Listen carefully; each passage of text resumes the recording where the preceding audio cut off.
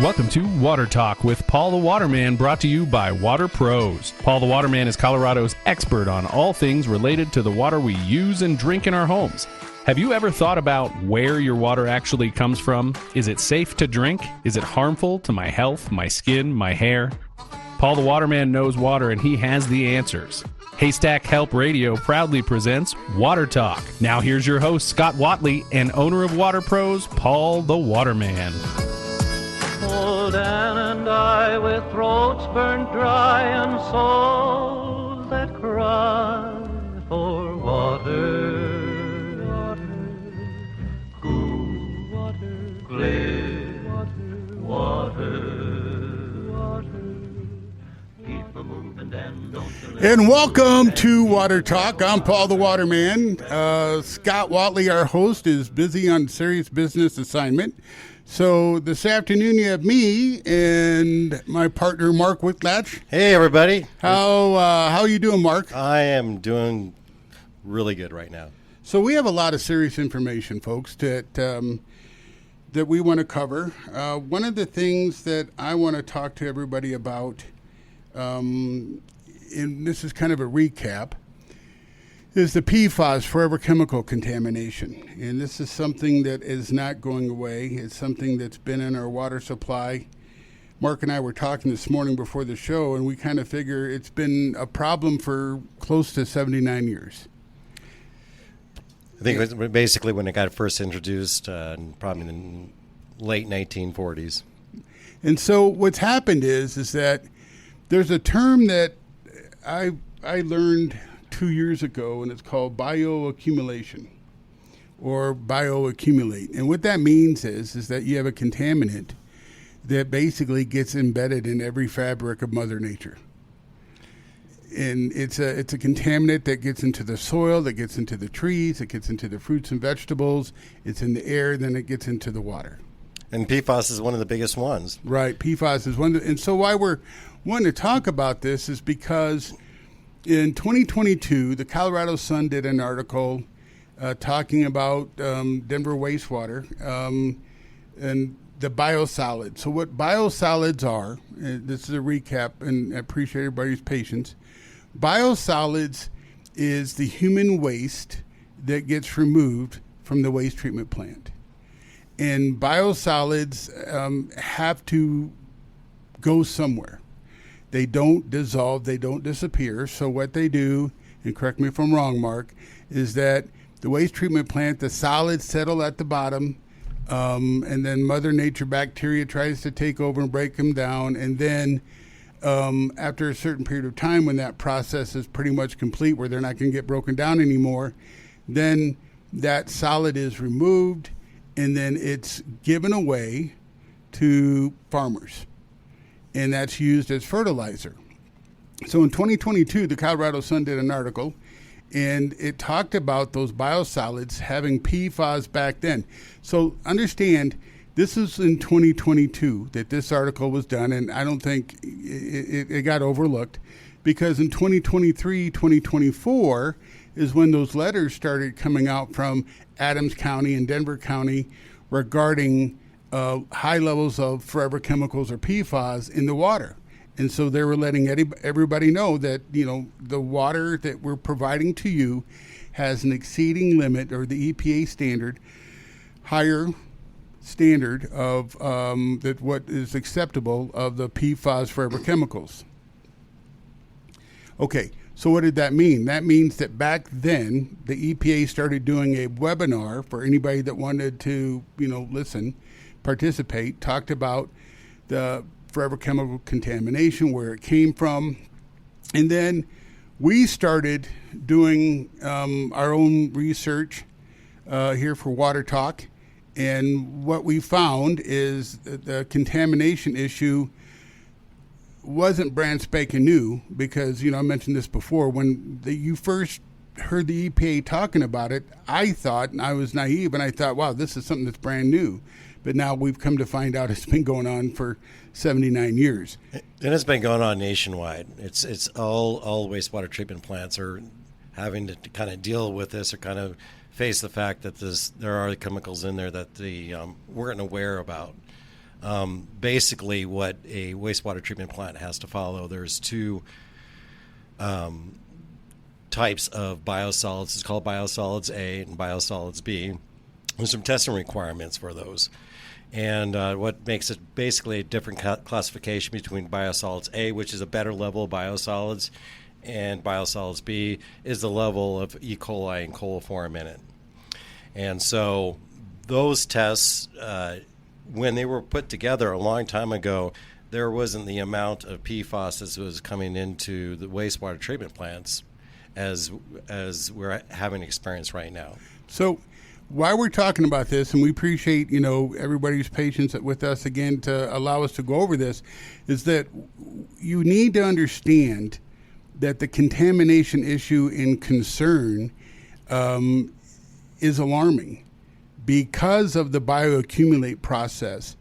What has happened is it's a never-ending cycle, and it also could be 79 years of accumulation. Is if you really think about it. And so as of right now, we're not treating or removing forever chemicals. It's something that in the 1980s, it was brought to the forefront. Actually, before that, I think 1978. And then in the 80s, they started doing studies, internal studies from the manufacturers, 3M and I believe it's DuPont. That was involved in this, and 3M for sure. And the PFAS, the forever chemicals, are any water-resistant compound. Teflon frying pans, Kevlar, any of the outdoor gear that has water repellent, Scotch Guard. Fast food packaging, toilet paper, regular paper. It's all over. So then what's happened then is that these chemicals, why they call them forever chemicals, is that they don't break down. They don't disappear. And when we first became aware of this, the EPA, and this changed rapidly, they first said that, okay, you have to have less than 1 part per trillion, in water that would contaminate, they call contamination. And they explained that 1 part per trillion of contamination would be, take a look at an Olympic-sized swimming pool, and 1 drop of the PFAS, PFOs, PFAs, would equal 1 part per trillion. Olympic-sized swimming pool, which is 1 million gallons.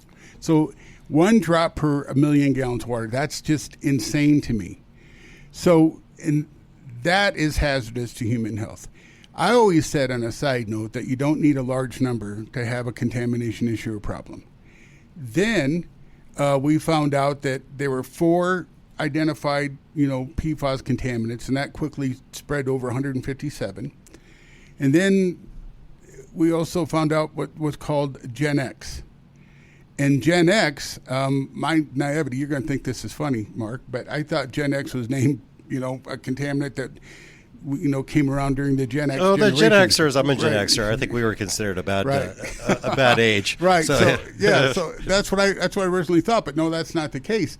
So the Gen X chemical PFAS contamination is because this is a supplement or a new chemical that did the same thing that was invented to eliminate PFAS. Well, it's just as bad and it's just as harmful.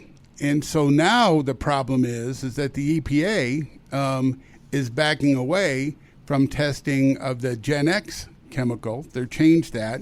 And the reason why is they, from what I read, they want the Gen X to go through the proper court channels. So they want to, bring a lawsuit up? That I don't understand. Well, I don't know. I don't know the exact details behind that, Paul. You might be a little bit more on top of it than I am. I guess the issue, what we're trying to figure out right now in the industry is what is the level we should regulate something, and then once it's regulated, what do we do about it? Right. So just putting a regulation on something is not going to stop the problem. No, it's not. And you mentioned this before, and this is something that you taught me, and I'm grateful for, is that the EPA has a laundry list of unregulated contaminants. And, didn't you say that to get a contaminant on the unregulated contaminant list and go through that process to see if it can go a step further could take up to 13 years? It's basically like nominating your candidate. Right. And so you could have 13 years of, they want to say, study and research. Right. All right. So what I think is alarming and conspiracy, theorists, me and thinking, they're not telling us the truth regarding what's in our water, is a contaminant that's on the unregulated contaminant list that's been in the water supply since basically the beginning of modern day water distribution, public water system, is 1,4-dioxin. And 1,4-dioxin is an industrial solvent. And what it means, and correct me if I'm wrong now, Mark, because I want to make sure I'm right here for the folks out in Radio Land, is it means that it's not tested for by other municipal water treatment plants, so then therefore it's not reported. So if you have an unregulated contaminant, yes, we know it's there, but they don't make municipalities test for it, so that if they don't test for it, then they don't have to report it. Is that correct?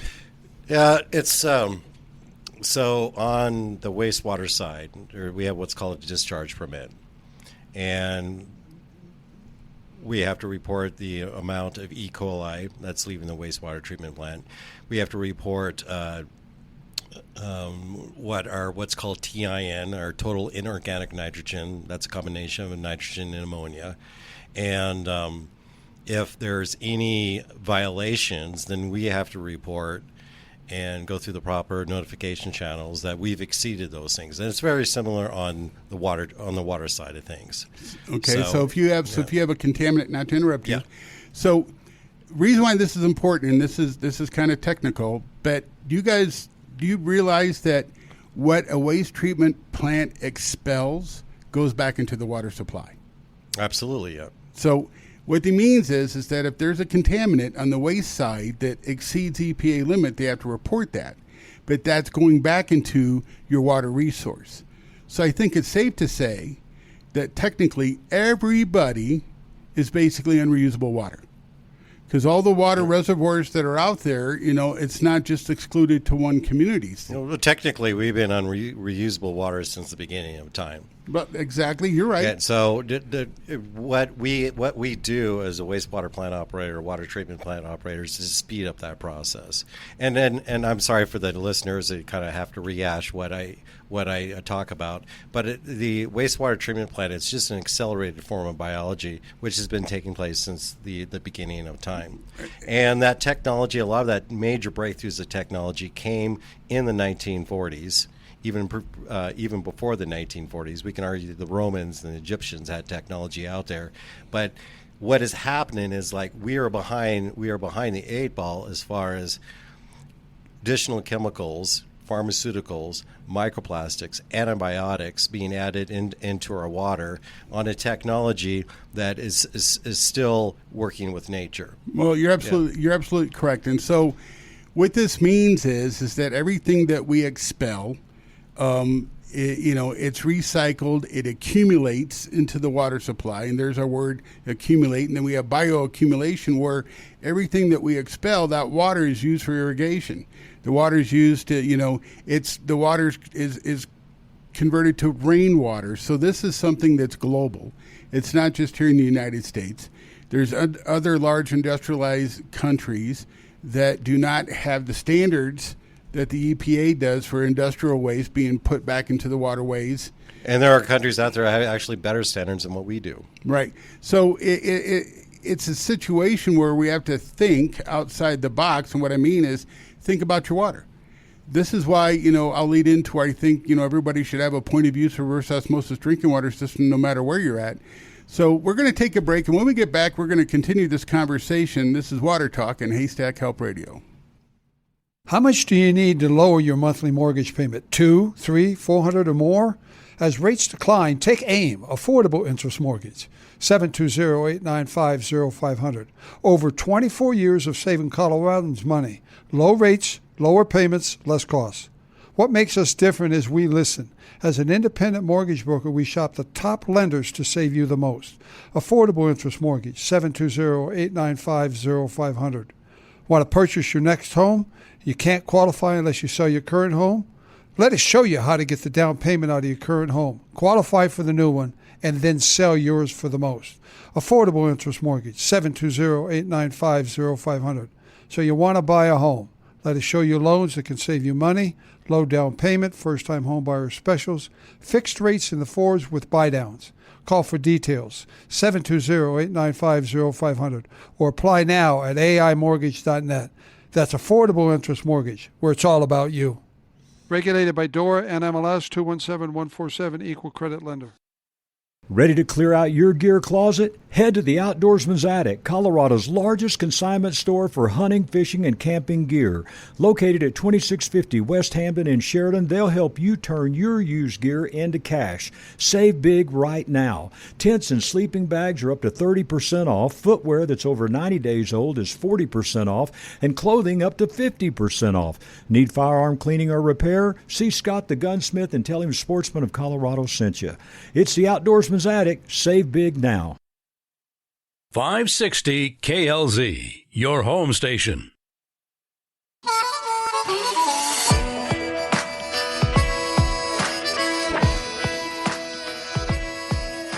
Welcome back to Water Talk. I'm Paul the Waterman. I have my partner Mark with us this afternoon. Okay, so let's jump right back in it. So Mark, basically then, with the wastewater going back into the water supply, then when a municipality, small or large, pulls the water out, there's a series of tests that they have that the EPA wants to make sure they're meeting for the clean drinking water standards. Correct. Okay, but because of the unregulated contaminant list, and I just mentioned before the break 1,4-dioxin, that's a contaminant that they know of, but it's not tested for. That, and then I think there's at least like 2,000 pharmaceutical drugs that are in our water as well that are being tested for. See, that's something that, again, is very important. We absolutely have antibiotics in the water. There's hormones in the water. My concern is, the hormones, the puberty blockers in the water supply. That's really concerning to me. When you put a chemical, an antibiotic, for example, there's an illusion that they think, it dissipates. It gets so small, it disappears. But what have we learned with the forever chemical? And when, like, for example, with a pharmaceutical, it's designed that it doesn't break down in your body, because as long as it remains in your body, it will do what it's destined to do. Right, and your body is designed to basically expel any foreign substance that you take. That's why when you are on a medication, and if you're on a long-term medication, the doctor wants you to periodically go get a kidney function test to make sure that medication isn't damaging your kidneys. This is, again, why everybody, no matter where you live, should think about a reverse osmosis drinking water filtration system at minimum. If you live in areas where you can see extreme hard water, then you absolutely want to support that reverse osmosis drinking water system with a water softener. The reason being is that hard water can destroy a reverse osmosis. It can rip the nanofiltration membrane, so you're not getting the quality water that you think, a false sense of security. And I think, Mark, that now before I say this, let me qualify with this. A water treatment plant that provides you the water is absolutely operating within federal guidelines. And if they have a contamination issue, for example, I was up in a small community in Morrison, and they have their own little municipal water treatment plant, and they had radon gas in the water that exceeded the EPA limits. I think it's like 4,000 picoliters. And so they immediately notified the residents, say, hey, this is an issue. Just like, in the Denver metro area, if they have an issue, it's normally a bacteria contamination issue, they're going to issue a boil order. And so they let people know. So with operating in the EPA guidelines, you're basically following the rules that the EPA sets and the standard that the EPA provides for safe drinking water, correct? And kind of just talking about the different structures that are out there. So the main structure for a water treatment plant is a two-process. The first process is a clarifier, and that clarifier works to get, and it's somewhere on the same idea of where water softener and reverse osmosis idea works, except the reverse osmosis does finer filtration than what a water treatment plant does. So in a water treatment plant, the first process is what's called a clarifier. And that clarifier does what's called a coagulation. So there's a polymer that's added that gets all the dissolved minerals and dissolved items to connect up to each other, and it connects up to each other big enough to where you're able to see what's called a flock. And then that flock will be heavier than water, and then will settle down to the bottom of the clarifier. And then that clarifier removes that flock out. And then the next step on it is filtration, which is a combination of sand, rocks, and an activated charcoal. And then that will get the majority of everything out of it. What I feel that gets through is a lot of the unregulated chemicals we don't know to check for, pharmaceuticals, and PFAS is, I think, only can get removed through reverse osmosis. Right. Now, more and more water treatment plants are going to shifting to the tertiary, which is the third process of reverse osmosis, but it's very, very, very expensive to run and maintain. Well, then the wastewater, commercial reverse osmosis units, we're talking units that process 1 million gallons of water a day, have high discharge, and that discharge is basically concentrated contaminant. And that ends up going right back into the water source, the water source they grabbed it from, the water supply. The other thing is, what gets through a municipal water, is hard water. Hard water is a liquid. It doesn't oxidize. It stays in solution. And so you guys can't, remove hard water through that process. Ferrous iron can get through. But now, not to point fingers and sound like I'm blaming municipal water supplies, but the simple fact of disinfection creates other contaminants. Trihalomethanes, for example. Well, before the introduction of chlorine, it was probably around early 1900s. The waterborne diseases and deaths were a very common thing, and it is the usage of chlorine has really improved. What's the life necessary. has Right, really yeah. improved. It was really improved on it, and yes, there are side effects on it. It's called the disinfection byproducts. Exactly. But I would rather drink water that has chlorine in it Than without. without. No, Yeah, I agree yeah, with you. so- No, that's why I said I'm not blaming. It's something. It's a necessary evil that has to be. It is, but as consumers that are buying that product, we should be made aware of it. So there's 4 disinfectant byproducts that the EPA lets us know that is in the water because of disinfection. One of them is a major carcinogen that I know municipal water supplies has to test for and report, and that's trihalomethanes. And that's simply because of the chlorination process. That's fact. So everybody has to monitor for trihalomethanes. The chlorination, and you said something interesting the other day. We were talking. The minimum amount you need to have is at 0.2 part per million. 0.2, the Safe Drinking Water Act the minimum is 0.2 milligrams per liter, Right, and the and- maximum is 4 milligrams per liter. So for those folks out there, just so you know that a milligram per liter and a part per million are the same thing. Now, I've been to homes where I've seen chlorine up north, Louisville area, as parts of Brighton, where the chlorine was, close to 3 part per million. 1 part per million.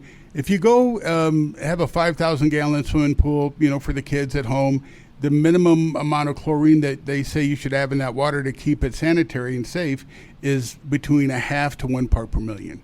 So most municipal water supplies provide that exact chlorine content. 0.5 to 1 part per million is about standard. And a little fact, Paul, is like if you can smell chlorine in the swimming pool, what does that mean? That the kids have peed in the water. There's not enough chlorine in it. Really? Yes. So that smell is from the kids peeing in the water, and the free chlorine is mixed in with the the ammonia that comes out of the urine, and then creates that smell. So, Oh my goodness. So what's it mean if I smell it from the faucet? So that I think that the adage is if we get a complaint of people smelling chlorine, the thing is to add more. Oh my goodness! So. Yeah. Okay. So now here's a fun fact that I don't know if it's a fun fact, a scary fact. Chlorine doesn't kill the bacteria or viruses; it sterilizes it. Yeah, it prevents. I think it prohibits the DNA, RNA from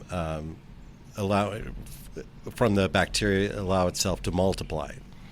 So it's sterilize and disinfect. So it's like when you say it's disinfecting it, you're preventing it from infecting whatever the host it wants to land into. So the forever chemical contamination, because it's been going on for 79 years, one of the things that you and I talked about this morning, what concerned me is how deep is the contamination in our farmland. And what I mean, folks, is that, a bioaccumulation basically means that it's all over the environment. So it's in the grass, it's in the trees. Farmers, for example, why it's a concern is that we've talked about and showed, farms in Texas, Wisconsin, and Maine where, herds of dairy cattle had to be slaughtered because of high levels of forever chemicals that were in the milk. So the cow contamination. I can't remember, Paul. It was 9 weeks ago. You shared a part of that documentary. You talked about it. Some farmers, I believe, was up in Maine. So they had bought some property, and they really wanted to go organic, and they were producing milk, and that was their livelihood under the organic label. Right. And the EPA. I think it had stopped by and say, "Hey, we just want to test your soil." And they're like, "Okay, that's fine," and everything. And lo and behold, the EPA had to disclose that their land before they had bought it had been there was biosolids applied to the land, and they had to condemn the farm. They had I ordered like all their cattle to be destroyed, and I think what did they do? I think they gave them a number for a suicide watch. Yeah, that was the solution. Yeah, this was bad. There was a lady and her husband that bought an apple tree farm, and he ended up dying of cancer caused by the forever chemical contamination, and her body tested for PFAS in a number that was, they had never seen such contamination like that in the human body before. And that, affects the thyroid. She was having issues with her thyroid. I think her husband died of thyroid cancer, if I'm not mistaken. So the bioaccumulation, back to my point, how deep does it go? And right now, there is hope. They're trying to come up with solutions. There's a lot of technologies it's still new, and Mark and I, we'll discuss this thing it's called biochar, but it's basically carbon. And what it is, it's taking the human waste and heating it, human waste that comes from the waste treatment plant, heating it at such a high temperature and actually converting it to a carbon. And so it's biochar or biocarbon makes more, term to understand. And, how that could, be applied. I'm not 100% sold on that aspect because I know activated carbon, has its limitations. And I know activated carbon, as of right now, I don't know of any activated carbon being used that could recharge itself like resin, the ion exchange. Water softening resin is designed in the late 1800s in Germany. And it's one of those it's a miracle product, I think. So we're going to take our next time out, and when we get back, we're going to talk more about this topic. This is Water Talk. I'm Paul the Waterman. Hey, Dan, our jobs are pretty different. I'm a baseball announcer. You're an attorney and a talk show host. Yeah, but we do have something in common. Really? What's that? Our favorite car dealer, Len Lyle Chevrolet. Yeah, definitely not your typical dealership. That's so true, Jack. No high-pressure sales tactics. They respect your time. And when you have two jobs, that's important. I'd recommend Len Lyle Chevrolet to anyone. And with their low overhead, that means lower prices. Yeah, we really do have something in common. Len Lyle Chevrolet. Go east and pay the least. Chevy, find new roads. Turn a normal day into an adventure on an e-bike. Hi, I'm Randy Caranci, founder of E-Bike of Colorado. E-bikes are a fun way to ride around town. Just try it. Pedal assist technology flattens the steepest hills. We have 14 major brands to choose from, and our expert staff will find you the perfect bike. Come take a free test ride at E-Bike of Colorado in downtown Louisville next to the historic grain elevator. Open 7 days a week from 10 a.m. to 7 p.m. Learn more at ebikeofcolorado.com. Just try it.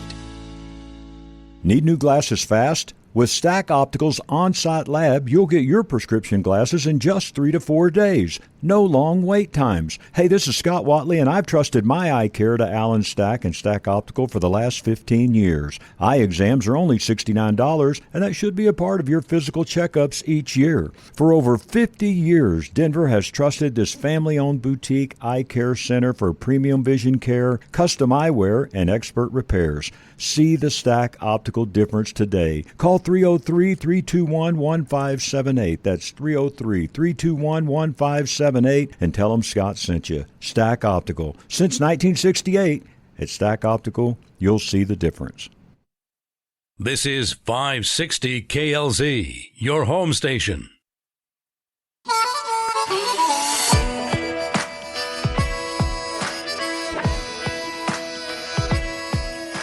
Welcome back to Water Talk. I'm Paul the Waterman. Glad to have you with us.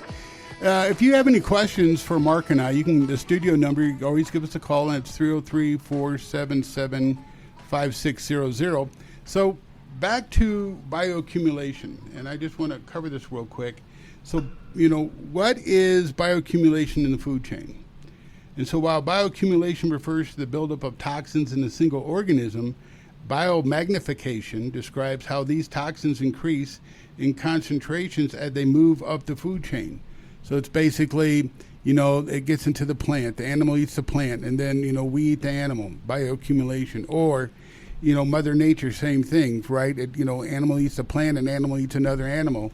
And basically, yeah. Go ahead. I said basically that's been one of the main avenues how it has gotten into our bodies is through the bioaccumulation.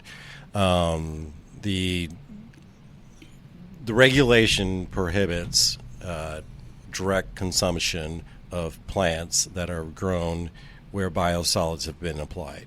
So indirectly it can. It can. And one interesting thing is the greener the leaf of the plant, the higher ability it has to absorb PFAS and other chemicals. So there's just more than, the reason why we're bringing this up, folks, is there's just more than the PFAS contamination regarding bioaccumulation. For example, mercury found in fish is industrial pollution, bioaccumulation. The dioxins, that 1,4-dioxin that I was talking about is listed, PFAS, of course, lead and cadmium, which is a heavy metal from old plumbing, batteries, and industrial waste, which there is a ton of landfills that have old batteries, have old lead pipes that are buried underground that are decaying and eventually, can get into our water supply. I think one of the biggest mindsets of what I've been trying to get across is that there is no throwing something away. There was no away.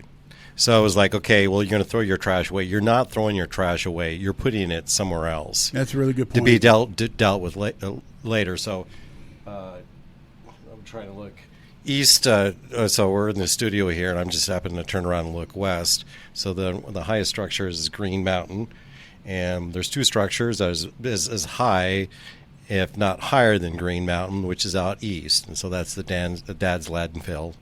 And there was up by, if you drive along E470, and there's another mountain which is freaking trash. So that is,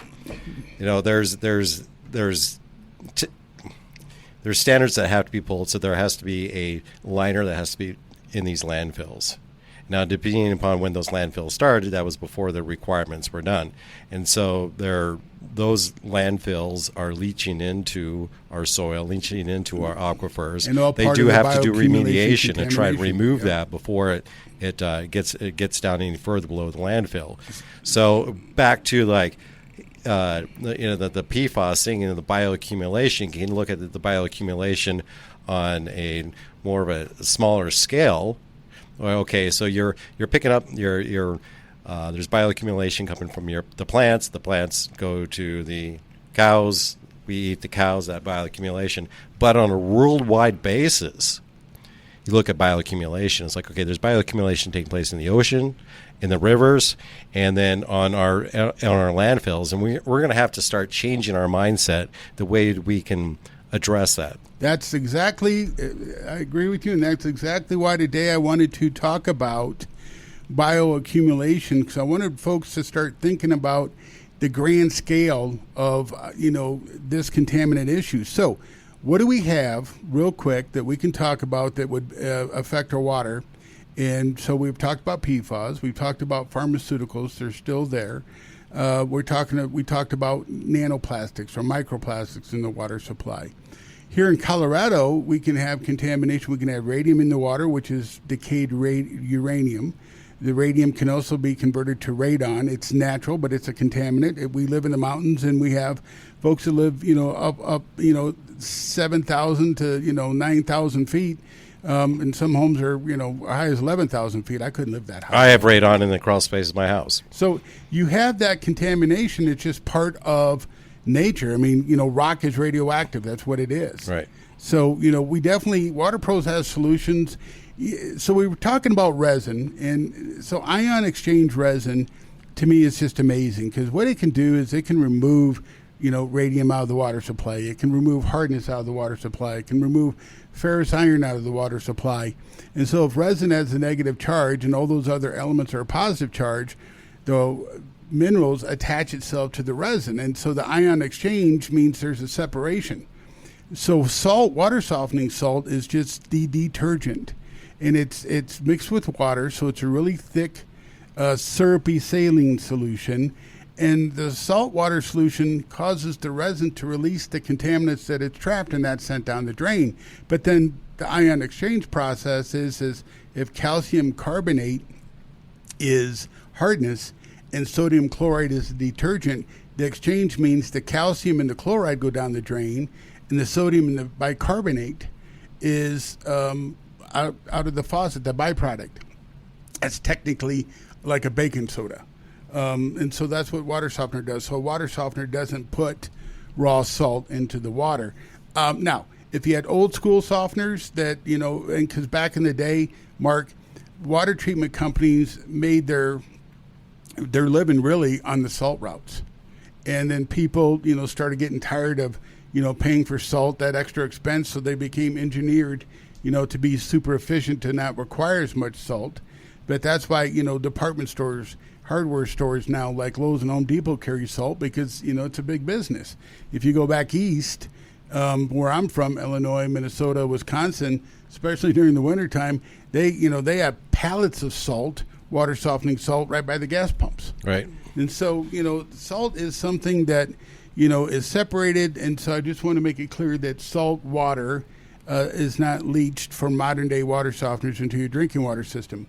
The other thing regarding the bioaccumulation and the concern is because the length, when we eat a cucumber, right, or we have a tomato. I love the cucumber, tomato, and onion salad that you have during the summertime, and you mix with Italian dressing.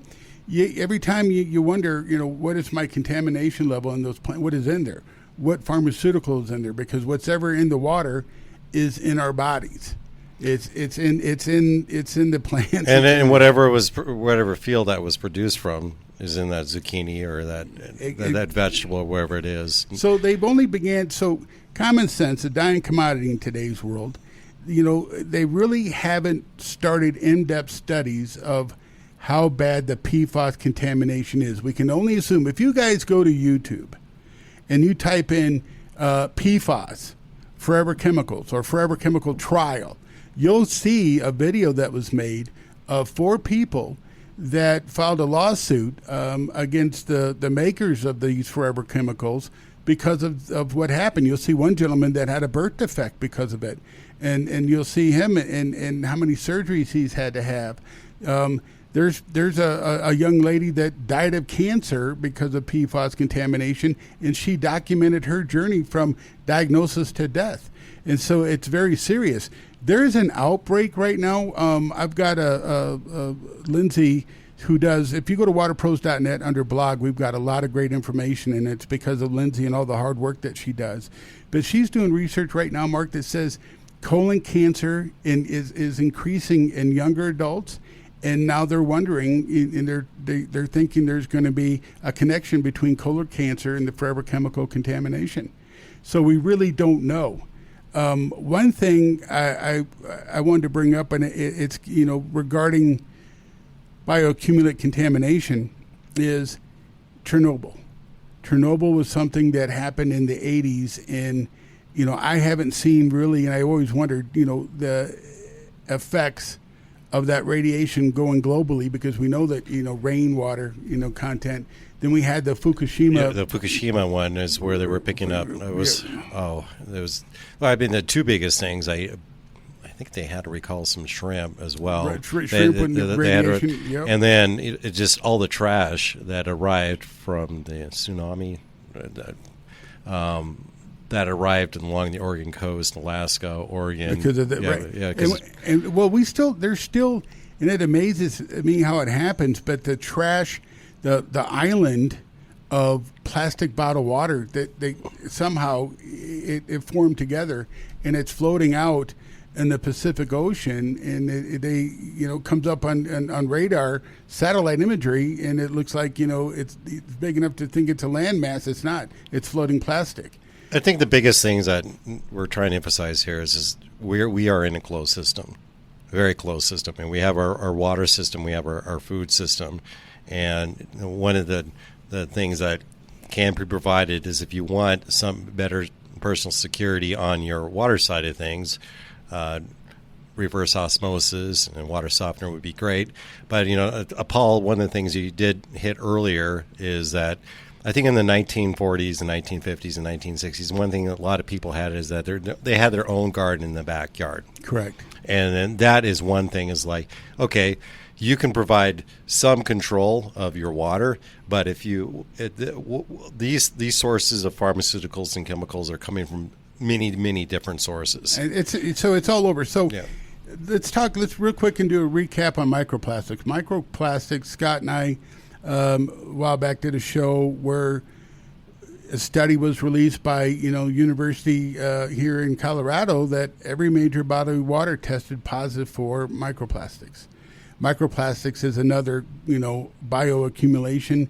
Microplastics are so small for for heaven's sakes, we have enough plastics in our brain that makes up a fork. I mean, that's it started out. When we first broke the story about microplastics, and this is what kind of gets me, it's amazing how the stories, increase the contamination concern. Started out, microplastics was a bottled water issue because of the manufacturing practices, and the IBWA, which is the Independent Bottled Water Association, refuses to change manufacturing practices.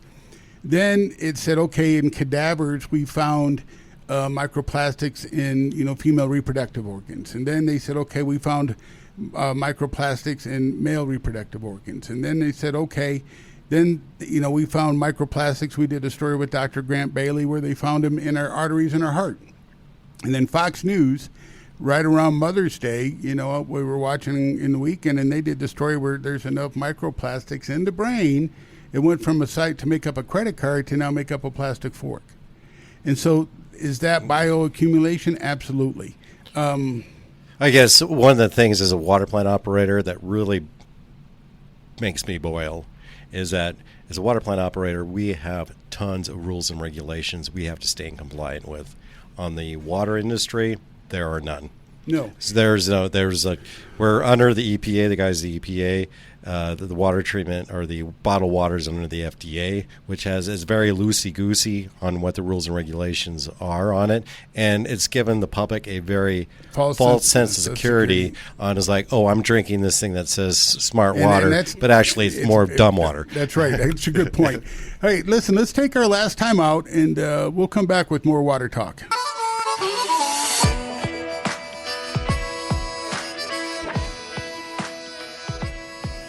Welcome back to Water Talk. This is Paul the Waterman, and my special guest today is Mark Whitlock. Thank you very much for being here. Absolutely. So, kind of recap, basically, this is my opinion. Is the water safe to drink? No.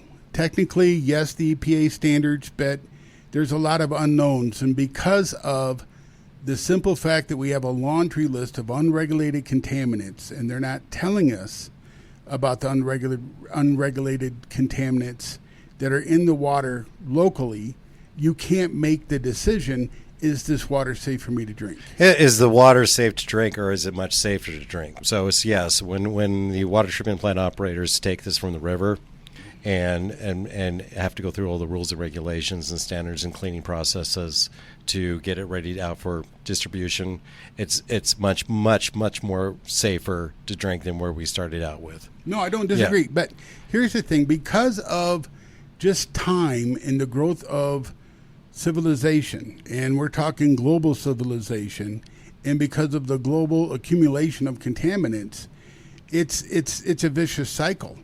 I think everybody, this is, makes sense to me.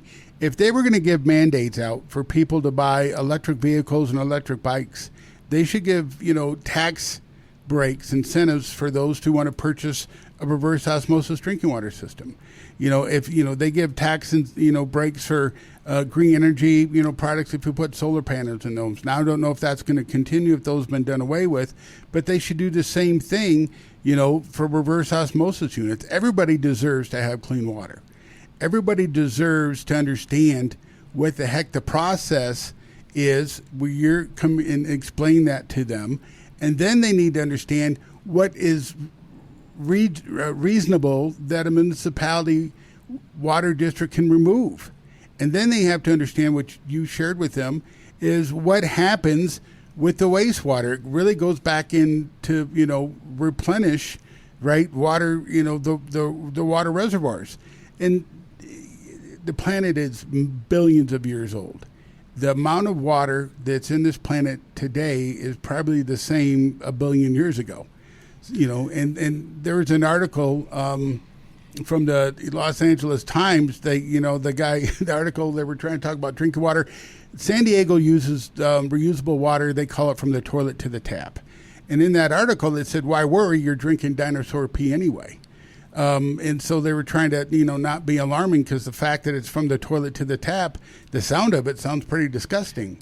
As a wastewater plant operator and a water treatment plant operator, even it's hard for me to fathom the fact that there are systems out there like they do in Singapore where you'll be drinking your water maybe it's like 6 hours old. It's insane. Castle Rock is at 35% reusable water, and they project that to increase because Castle Rock, Douglas County, the population has increased, threefold in the last, 10 years alone. So you got some fun trivia facts. Well, it was one of the things I was kind of looking up. I just did an internet search on fun facts. Was like the freshwater, the Earth is approximately 71% of the Earth's surface is covered by water. Only 3% of that water is fresh water. And it's kind of the interesting about the abundance that we have of water that's out there on the planet, 71%, and the scarcity we have of fresh water and how precious that commodity is. The Great Lakes is one of the largest bodies of fresh water, in the world, if I'm not mistaken. But every part of that Great Lakes is contaminated with PFAS. The water supply that we have today, folks, absolutely has pharmaceuticals, forever chemicals, microplastics, just to name a few. Drinking water that we have being supplied to us has contamination only because it has to be disinfected. And you're right. I'd rather drink water with the chlorine than water with that, because of listeria is an issue if you don't have sanitized water and the water's not chlorine. And when they didn't chlorinate the water, people died. People got sick from drinking the water. So it's a necessary evil. As the world evolves, so does the human body. And as technology evolves, so does the catch-up of technology. Just think of how quickly AI has become that's making a huge it's become difference. very, very common. Now I think we are looking at those effects of AI, all these data centers that take millions of gallons of water a day. We're going to be paying for all the costs of manufacturing and all the byproducts and residual chemicals that are used to make these data centers on it. And back to the the water and wastewater side, we are still kind of catching up from what worked 20 years ago, what worked 30 years ago. Water and wastewater industry is still trying to catch up, and the biggest changes in technology is the use of manufacturing, the byproducts of manufacturing chemicals, and the byproducts of the pharmaceuticals and caffeine and all these things. We're still trying to catch up with that. And something else you mentioned, a couple weeks ago, is infrastructure upgrade. How old some infrastructure, some small town communities are dealing with infrastructure in water and wastewater that goes back to the 1920s, 1930s. It is not uncommon for a wastewater treatment plant to still be using technology that was built 100 years ago. And matter of fact, you sent there's a YouTube video out that do you remember the name of it? That it was out east, New York. Talked about New York, and how old the infrastructure is in some areas in the city of New York. So, and then this is something that we have to have our eyes wide open. People, I do this because I want everybody to be aware, to be alarmed, think about the quality of your water. Water is health. If the earth is, 71%, water, what is the human body? Do you see the association? Well, I guess I have to disagree a little bit what you just said, Paul. I think the reason I decided to kind of join you on this is your emphasis is going to be educated. You want people to be educated on what's out there. You want people to see what they can do to help their family and what they can do to help their community. So yeah, it's.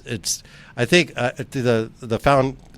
I guess Paul, tell me if you agree or not. But I think the biggest thing on this is we're just trying to put the word out there that yes, there is a problem, but also there are solutions out there, and we're working on solutions as well. Well, there is hope, but the thing I don't disagree. But what I think has to happen is you have to get people to start recognizing that there should be a concern. Don't take it for granted. Don't stick your head in the sand. Right. And then there's two things that can happen. It could be so afraid that you stick your head in the sand. Right. You have to be aware. You have to understand that there's certain health issues that are going on today in the world that can be related to the water that we drink. Right. And so I want everybody, want to educate everybody so they can understand how did we get here? How's the problem occur? We use, the bioaccumulation part of it so people can realize this is all over your environment. There's not one part of Mother Nature that's not free from this PFAS contamination. There's not one part of Mother Nature that's not free of the microplastics and nanoplastic contamination. Same with pharmaceuticals. So, this is something that if they understand, hey, there's the problem, are we working for, is there ways to hope to treat it? Absolutely. So, I talked about water softening resin. Well, aniline resin also can remove, contaminants, can remove uranium, it can remove nitrates, can remove fluoride from the water supply. Is there sources to filter the water? You bet. But you also said something a while back that's huge. You're in the business of volume. You're in the business of providing people as much water as possible so they can take that nice shower, so they can, run the bathtub and fill it up in a short period of time. And so there's a volume issue. So, right now we don't have a filter mechanism that can effectively filter the water and meet the demand. Quality, quantity, and cost. It's a very delicate balance between those three things. I was like Denver Metro Wastewater, they do, I believe it's 130 million gallons a day. That's 130 Olympic-sized swimming pools they process every 24 hours. So, see, that volume alone, it right now would be impossible to have an on-demand filtration system. Now, if they wanted to upgrade and spend billions of dollars in today's money and basically treat the water and have one big holding tank that could hold that treated water, then, there's a game changer. There's a reservoir that you shared with me up north that they did in Fort Collins. It's near Horsetooth Reservoir. Contaminated with high levels of uranium. And so it technically, it can't be used because it meets the EPA standards. But, again, an anion resin system could do it. See, here's my thought. If they opened up and told folks that you could treat the quality of water in your home, and if water filtration eventually is going to be a standard piece of equipment like your furnace, like your hot water heater. But my concern is there's going to be companies out there that are going to try to take advantage of this situation, and they're going to want to price water filtration systems on par of a new furnace and air conditioner package. $20,000 plus, which is insane. You don't need that. Don't buy a system out of fear. Buy it out of education. Exactly. Go to waterpros.net and check out our blog. We've got a lot of good education material for you guys to read. I'm grateful. Lindsay does a great job. Mark, thank you for taking part of your Friday and being Enjoy here. this. And let's thank Scott Watley for allowing us to be Water Thanks, Talk and Haystack Help Radio. Everybody, be blessed and have a great weekend. Thank you.